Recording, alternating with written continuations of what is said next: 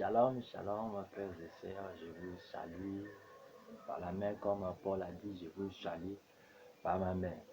Donc vraiment c'est très intéressant, ou bien c'est très chaleureux de rencontrer encore avec vous. Je suis l'évangéliste Claude, je prie dans l'église, le ministère de la délivrance des captifs. Alors notre sujet ici, on va parler sur quelle est la relation entre l'onction et le Saint-Esprit. Voilà, ce sont les deux choses que nous allons parler ce matin. Alors, ces deux choses-là sont différentes. Ce ne sont pas les mêmes, mais sont différents. Alors, on doit noter, prendre le numéro 1 qui est quoi? Le Saint-Esprit. Alors, le Saint-Esprit est une personne divine, ou encore le Saint-Esprit est la troisième personne de la Trinité.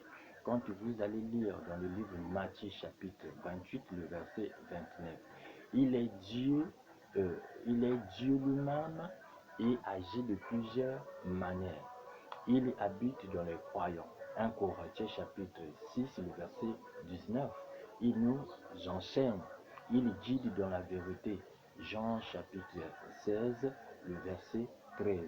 Il convainc des péchés de justice et des jugements. Jean chapitre 16, le verset 8. Il y remplit et fortifie les croyants.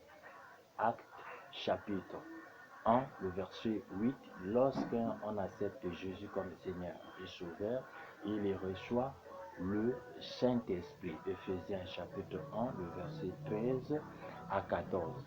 Alors, c'est quoi l'onction? L'onction est une manifestation